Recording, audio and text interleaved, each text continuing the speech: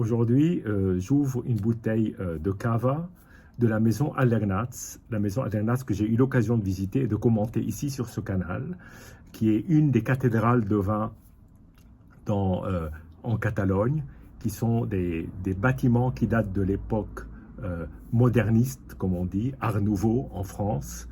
Et ce sont des bâtiments qui sont aujourd'hui classés parce qu'ils sont d'une grande beauté et qui contiennent des chais de production de vin et très souvent d'ailleurs de cava, mais aussi de vin. La plupart sont de cava et ils sont répartis sur la Catalogne et dans le Penedès et dans la région, on va dire, principale d'où se font les grands cavas très connus, ben, il y a cette petite maison qui s'appelle Aldernatz, qui est à la base une coopérative et qui aujourd'hui a beaucoup évolué et qui produit une gamme de cavas, quelques vins tranquilles, mais surtout des cavas que je trouve personnellement absolument superbes. Donc j'ai eu l'occasion effectivement de commenter le cava Aldernatz classique chez eux, mais aujourd'hui ce n'est pas de la cuvée classique dont je veux parler, mais de la Gran Reserva, qui est un vin complètement différent parce que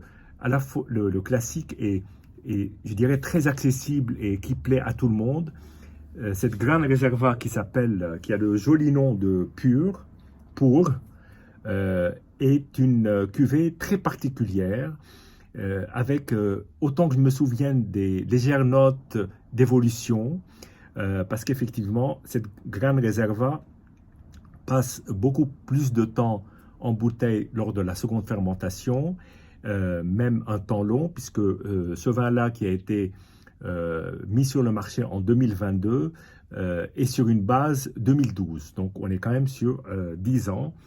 Et donc voilà, donc on est plus proche dans l'esprit des grands champagnes que des cavas classiques, même si je trouve qu'au niveau de des saveurs telles que je l'avais dégusté sur place, c'est un vin évidemment qui a son caractère et qui ne cherche pas forcément à ressembler à un champagne, et c'est pour ça que je l'apprécie.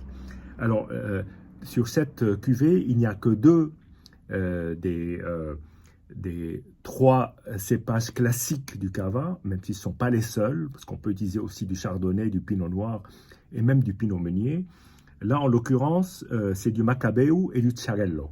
Il n'y a pas de Parellada, qui est le troisième cépage qui est souvent utilisé en petit pourcentage, un peu comme le Pinot Meunier en Champagne, quoiqu'on peut trouver des 100% Pinot Meunier en Champagne qui sont absolument sublimes.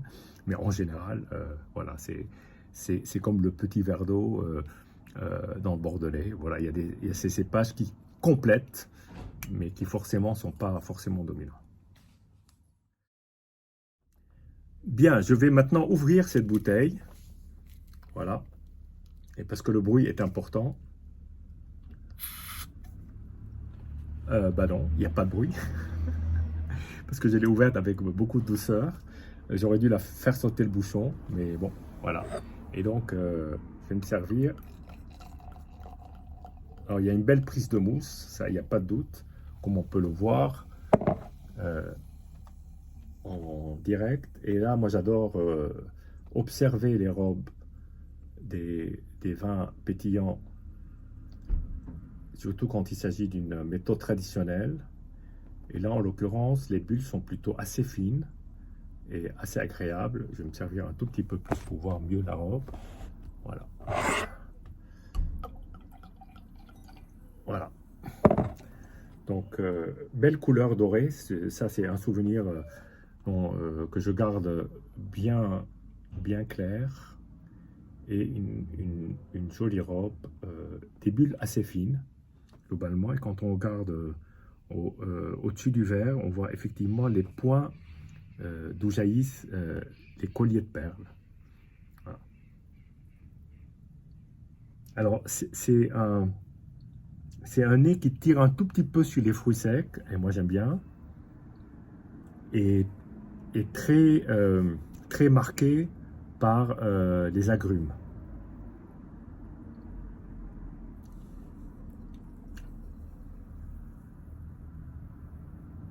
Après agitation, alors c'est un nez assez frais, légèrement beurré, un peu crème pâtissière,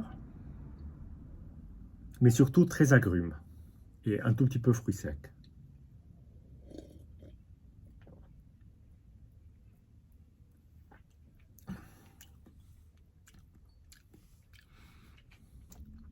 Alors d'abord, le pétillant est extrêmement fin et savoureux. Donc en bouche, on a un toucher de bouche qui est vivifiant. D'ailleurs, c'est pas pour rien que ces vins sont souvent des vins de fête, et on le comprend mieux parce qu'il y a une petite excitation des papilles au moment où on le déguste. Et puis il y a une jolie robe qui est bien ample et avec une assez belle matière.